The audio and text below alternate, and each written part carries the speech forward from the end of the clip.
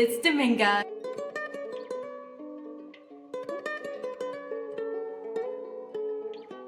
Today's topic is all about being cheated on and how to get over it. I know it's quite the chaotic topic. I'm gonna just right off the bat insert this video, okay? This is me, I think I was like 22. For reference, I'm like 27 now.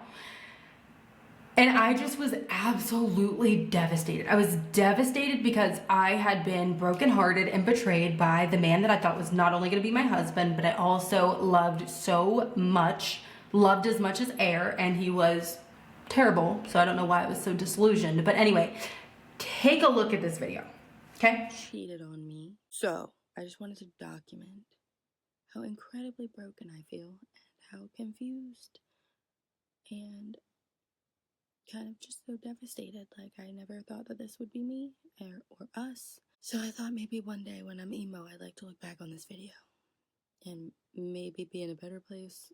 Hopefully, like, this definitely feels like rock bottom, especially with everything else going on. So I hope that it's nowhere but up from here, because I cannot fathom any worse. Yeah.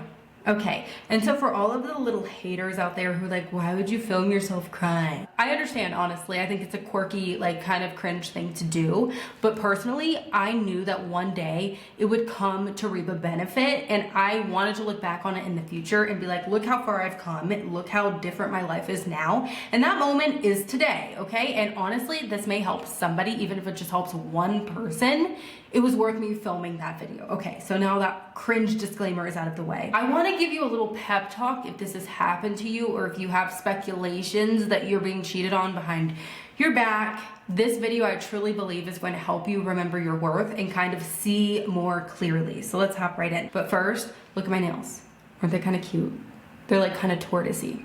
Anyways, if someone cheats on you, you have to remember it's not because of you. It's because of them. It's because they are terrible. It's because they have some sort of inner work to do that they refuse to do. So instead, they just decide that they don't care about who they hurt in the process of getting through their own life. And there's nothing that you can do about the fact that somebody won't address their own issues.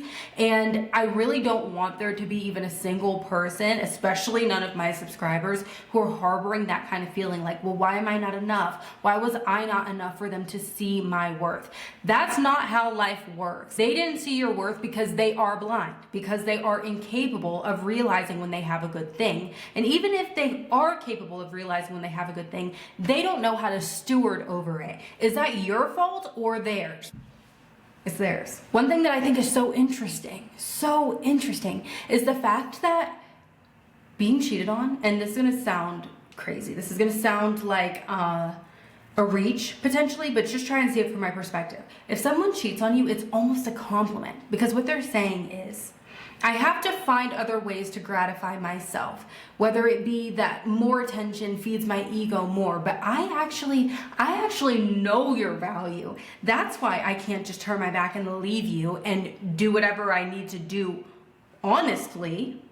I have to do it behind your back because I don't want you to leave. Because I actually do value, I actually do see your worth, and I want you to stick around. And you would never stick around if it weren't for the fact that I lie to you and I con you into being with me. So it's almost like, how offended could you be? The fact that they can't even set you free to go be an idiot. They have to be an idiot on your time and not their own. I remember in that video, especially because I was so young and I'd never been heartbroken before, truly, I felt so devastated. Like, I could physically feel the pain in my chest. I'll actually never forget it. I laid in bed that night. I actually got up and went to work the next day because I'm a gangster boss who had $1 to make. But anyways, I laid in bed feeling hollow. And I'm not even like exaggerating. Like, I felt like a carcass. I felt like a shell. I was like, how could you ruin everything we had? And how could you have not seen how earnestly and how honestly I loved you?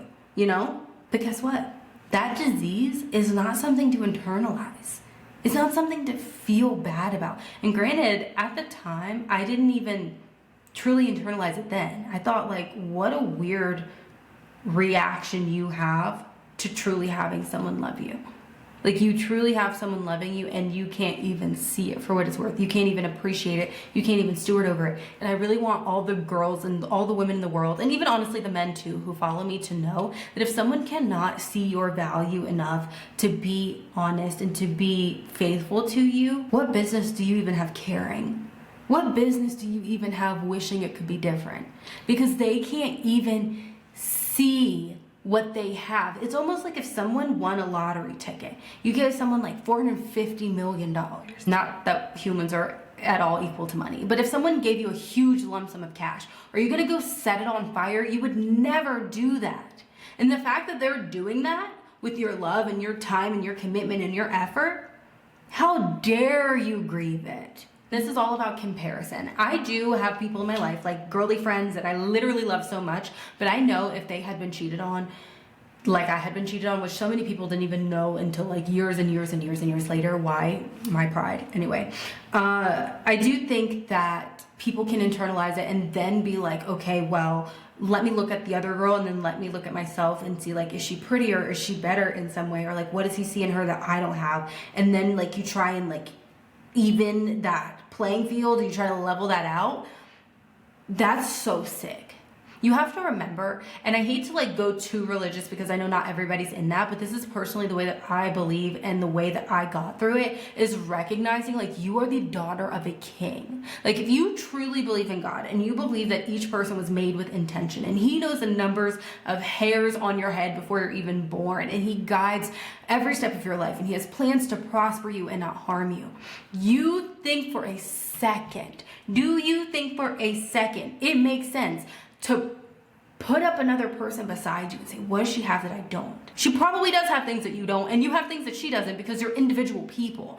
None of what this toxic person in your life that has cheated on you has done should ever make you want to tear the other person down. And I know I'm speaking sort of from like a female perspective, but this could be flipped. Like, you know, if you are a man in a relationship and this has happened to you, like there is nothing that you should be looking at the other man like, well, what does he have that I don't? It's not comparable. Like, you are unique. You are your own person. So there's nothing that anyone else could be looking for in the world. You shouldn't even be considering why are they looking for it, because you may never be able to embody that. And they will never be able to embody you, but nobody can do you. No one can be you. So one of the things that I've learned in my life that has truly set me free is like, go where you're loved. Going where you're loved is so important because of the fact that there are people out there that will do it right the first time. Like right now, I am with a man who quite literally would never make a fool of me. Would never. He would not do it. Like, he would rather actually and be buried 6 feet under than embarrass me or lose me. Like that, you deserve that. I think it's a good time to address the grief and the closure. Okay, grieving, and I'll give it to you, it is not linear. You're gonna feel good sometimes. Oh, I'm kind of over it. Yeah, I'm good.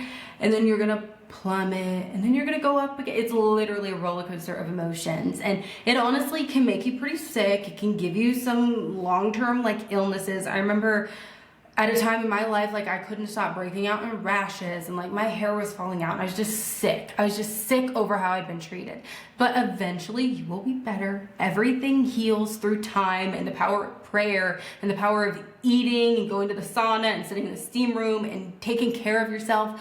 The wound will heal, and you need to give yourself that time, and you should not be frustrated with yourself for taking the time that it takes to heal from something so egregious. Additionally, if you are the person who wants to go back and see it through, like, oh, they did this, but they didn't mean it and whatever, I don't recommend it, and that's a whole separate video, and I will chew you out at a different time. But if in fact you decide you're going back to this person, I do genuinely suggest letting it go, because I don't think it's fair if someone apologizes and they say like, you know, it'll never happen again, they explain it and you feel like you're on the same page and whatever, there's no need to like dangle this over their head. You either leave or you don't, and you need to be mature about the repercussions of the decision you're making. So don't make the decision that you're going to resent them for. Make the decision that you know that you're mature enough to handle. That is not me condoning you going back. I don't suggest that, but I know some people will and do. The other thing I wanted to address is the closure. There's no such thing as needing closure. You do not need to ask that person, well, why did you do this? And like, you know, can we just get on the same page so we're ending amicably? Like, please stop it. Please stop it.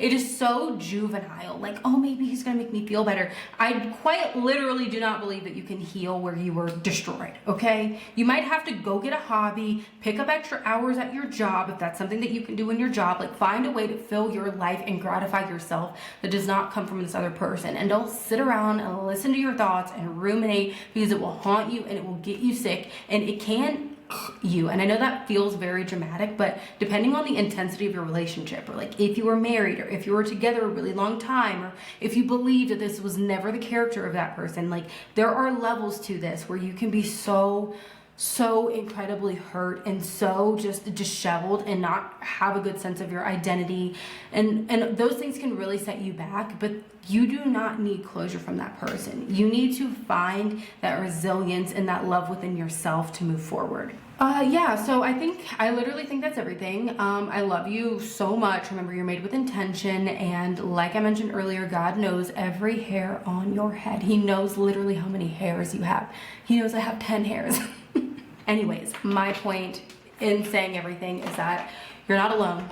You're really, really not alone. And if it came to a point where like you really needed someone to talk to bad enough, like even if you didn't and you have a great support system, I'm always here to listen. Like, drop me a comment, send me a personal message. Like, I will respond to you. I would not be doing YouTube, and I would not be spending my time just talking to a camera in an empty room if I did not care for the other person on the other side of the lens. And if you need the help and you need a listening ear, I will be that for you. I'm the eldest sister and I love to flex that, but the truth is, like, sometimes my siblings call me, they know that they'll have a listening ear, they'll have a sounding board, they'll have good advice, and I kind of, almost to a fault, really, really do love people. So if you need that support, please reach out, get the help you need, see a therapist. But I love you, and remember, you're made with intention, and I will see you next week. And I may make more videos about this because I think that it's just an important topic, and it's something so many people go through, and it's something I don't want people to go through alone. Like, I kind of, quite frankly, had to go through alone, but that wasn't anybody else's fault. It was just the fact that I was kind of too ashamed to share it, and just, I mean, I did tell my mom and she was great, but you know, I just don't want people to feel alone in something that, like, I quite literally do have experience with. And I love you guys. I really, really do love you guys. And I know there's like 37 of you right now, but one day there may be so many more, and maybe one day there won't, but it doesn't matter. Like, 37 people is kind of a lot if you think of it. And social media can kind of desensitize us to the value of one. And I do truly appreciate each and every one of the people who are here in this platform, and I'm really excited for this community to continue to grow and us to find friendship and fellowship in one another. And this is the most long-winded outro of all time, but just know that your struggles are my struggles, and I feel your pain with you, and together we are going to get through this thing called life. And I'll see you soon.